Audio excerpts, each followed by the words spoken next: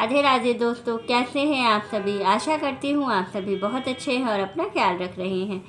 राधा रानी अपनी कृपा आप सब पर बनाए रखे। दोस्तों, आज हम बात करेंगे महाशिवरात्रि की। 2025 में महाशिवरात्रि कब है, भोलेनाथ को इस दिन क्या चढ़ाना चाहिए, कैसे भोलेनाथ प्रसन्न होंगे, क्या करना चाहिए इस दिन हमें कि भोलेनाथ हम पर प्रसन्न हो जाएं और हमारा जो जीवन का कष्ट है वो ख़त्म हो जाए। कैसे हम बाबा का अभिषेक करें, कैसे माता का श्रृंगार करें, क्योंकि इसमें भोलेनाथ की शादी हुई थी तो माता का श्रृंगार करना तो बनता है और बहुत अच्छे से सुंदर सा श्रृंगार करना है। क्या चीज़ें माँ को हमें ज़रूर चढ़ानी चाहिए जिससे कि माता हम पर प्रसन्न हो। तो आइए चलिए संपूर्ण नियम विधि जान लेते हैं कि हमें किन नियमों के अनुसार भोलेनाथ की पूजा करनी है और क्या कैसे अभिषेक हमें भोलेनाथ का करना है। रुद्राभिषेक का जो शुभ मुहूर्त है वो क्या होगा, स्नान का शुभ मुहूर्त क्या होगा। तो आइए चलिए संपूर्ण नियम जान लेते हैं। लेकिन उससे पहले अगर अभी तक आपने चैनल को सब्सक्राइब नहीं किया है तो चैनल को सब्सक्राइब कर लीजिएगा और बेल आइकन को दबाना बिल्कुल ना भूलिएगा, ताकि जब भी मैं कोई नई वीडियो लेकर आऊँ तो उसका नोटिफिकेशन सबसे पहले आपको मिले। तो आइए चलिए नियम जान लेते हैं। सबसे पहले तो बता दूँ महाशिवरात्रि कब है। तो भोलेनाथ की जो शादी है, भोलेनाथ का जो महाशिवरात्रि है वो पड़ रही है 26 फरवरी को।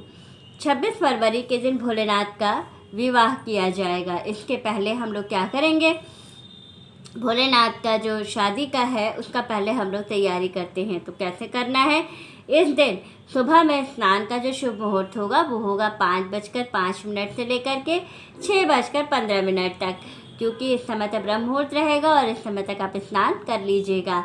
फिर आपको क्या करना है, स्नान के बाद सर्वप्रथम काम करना है सूर्य देव को जल अर्पित करना है और सूर्य देव को जल अर्पित करने के बाद फिर आपको करना है भोलेनाथ का पूजा। भोलेनाथ की पूजा के लिए आपको क्या करना होगा, तो देखिए जो भोलेनाथ का अभिषेक है, पूजा है, वैसे तो प्रदोष काल में ज़्यादा लाभकारी होता है, लेकिन इस दिन शिवरात्रि है तो आप पूजा पूरे दिन करिए, कोई परेशान होने वाली बात नहीं है। लेकिन कुछ शुभ मुहूर्त है जिसमें करना बहुत अच्छा है। तो पहला मुहूर्त जो आपको मिल रहा है वो है 7:18 से लेकर के 8:20 तक का जो समय है ये बहुत शुभ समय है। इसके बाद आपको 11 बजे अभिजीत मुहूर्त में समय मिल रहा है। 11:30 से लेकर के 1:43 तक का जो समय है ये अभिजीत मुहूर्त का समय है और इसमें पूजा करना भी बहुत अच्छा है। फिर आप शाम को जो प्रदोष काल का समय होता है, इस दिन प्रदोष काल का समय होगा 5:15 से लेकर के 6:49 तक का जो समय है ये प्रदोष काल का समय होगा। इसमें आप क्या कर सकते हैं, इसमें आप भोलेनाथ का अभिषेक कीजिए, उनका विवाह कीजिए। तो भोलेनाथ के विवाह और अभिषेक के लिए क्या करना होगा, सर्वप्रथम या तो अगर आपके घर में माता पार्वती और भोलेनाथ दोनों लोग हैं तो आप उनका गठबंधन करके और श्रृंगार करके उनका विवाह कर सकते हैं। अगर नहीं है तो आप किसी देवालय में, किसी शिव मंदिर में चले जाइएगा, पहले भोलेनाथ का अभिषेक कीजिएगा, फिर माता को श्रृंगार से संबंधित चीज़ें, साड़ी, कपड़े, सारी चीज़ें उनको चढ़ा दीजिएगा। उनको सारी चीज़ें अर्पित करने के बाद इस दिन गुड़हल का माला माँ को ज़रूर चढ़ाइएगा, क्योंकि रेड माला माँ को इस दिन ज़रूर अर्पित किया जाता है, और गजरे वाला माला भी ज़रूर चढ़ाइएगा।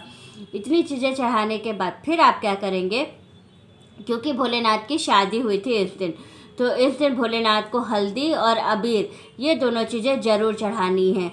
ये दो चीज़ आप ज़रूर चढ़ाइएगा, क्योंकि इस दिन भोलेनाथ की शादी हुई थी। बाकी ऐसे आप जब भी भोलेनाथ की पूजा करते हैं तो ये दो चीज़ें वर्जित होती हैं, नहीं चढ़ानी चाहिए, लेकिन महाशिवरात्रि के दिन ये दोनों चीज़ें ज़रूर चढ़ानी चाहिए। तो इस चीज़ का विशेष रूप से आप लोग ध्यान रखिएगा कि ये चीज़ आपको ज़रूर अर्पित करनी है। इसके बाद आपको क्या करना है, पूरा श्रृंगार करने के बाद भोलेनाथ का अलग और माता का अलग, फिर आपको क्या करना है कि एक रक्षा सूत्र लेना है और रक्षा सूत्र से भोलेनाथ और माता पार्वती का गठबंधन कर देना है, और गठबंधन करने के बाद फिर आपको जो है भोलेनाथ की आरती करनी है। आरती के बाद आप जो है वहाँ पर बैठ कर के भजन कीर्तन भी कर सकते हैं, और अगर आप चाहें तो भजन कीर्तन अगर नहीं कर पा रहे हैं तो वहाँ बैठ कर के थोड़ी देर जाप जरूर कीजिएगा। श्री शिवाय नमस्तुभ्यम का जाप जरूर कीजिएगा, भोलेनाथ प्रसन्न होते हैं इस मंत्र से। तो ये कार्य 108 बार या जितनी बार आपकी इच्छा, 5 माला 7 माला, जितनी आपके पास सामर्थ्य है, जितना समय है उसके अकॉर्डिंग आप बैठ कर के वहाँ पर जप जरूर कीजिएगा। ऐसा करने से भोलेनाथ प्रसन्न होते हैं और आपको हमेशा सुखी रहने का वरदान देते हैं। तो आपको ये चीज़ें ज़रूर करनी है। तो वीडियो अच्छी लगे तो लाइक, शेयर और सब्सक्राइब ज़रूर कीजिएगा। राधे राधे दोस्तों।